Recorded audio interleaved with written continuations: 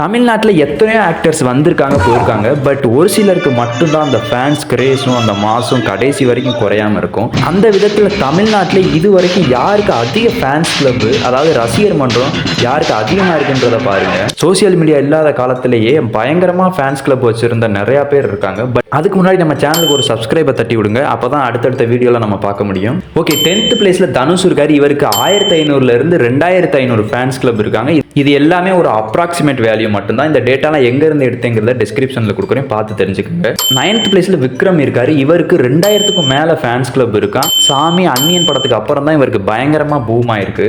ஏன்னா அதில் acting பிச்சிருப்பாரு. 8th பிளேஸில் சூர்யா இருக்காரு. இவருக்கு 3000 5000 ஃபேன்ஸ் கிளப் இருக்கு.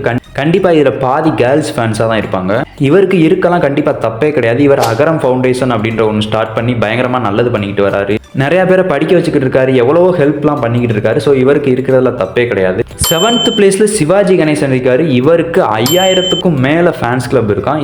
இவரெல்லாம் கம்பேரே பண்ண முடியாது. இவரெல்லாம் ஒரு லெஜண்ட் மாதிரி. சோசியல் மீடியா என்ன ஃபோனே வராத காலத்தில் இருந்து இவருக்கு பயங்கரமான ஃபேன்ஸ் இருந்திருக்காங்க. நம்ம தாத்தா பாட்டிகிட்டலாம் கேட்டிங்கன்னா தெரியும், 2 பேர் மட்டும்தான் சொல்லுவாங்க. அதில் இவரும் ஒருத்தராக இருப்பார். 6th பிளேஸில் கேப்டன் விஜயகாந்த் இருக்காரு. இவருக்கு 6000க்கும் மேலே ஃபேன்ஸ் கிளப் இருந்திருக்காங்க. 1980 1990 வரையும் இவர் கொடி கட்டி பறந்துகிட்டு இருந்தாரு. இவருக்கு ஏகப்பட்ட ஃபேன்ஸ் இருந்தாங்க. அப்போல்லாம் சோசியல் மீடியா இருந்துருந்துச்சு அப்படின்னா இப்போ இருக்க ஆக்டர்ஸ்லாம் இவர் கிட்ட கூட நெருங்கி இருக்க முடியாது. அந்த அளவுக்கு இவருக்கு வந்து பயங்கர கிரேஸ். பட் இருக்கிறப்ப அவங்க அருமை தெரியாது, இல்லாததப்போ தான் தெரியும் அப்படின்ற மாதிரி நம்ம எல்லாருமே மிஸ் பண்ணிட்டோம். ஓகே, 5th பிளேஸில் கமல்ஹாசன் இருக்காரு. இவருக்கு 10,000க்கும் மேலே ஃபேன்ஸ் கிளப் இருக்காங்க.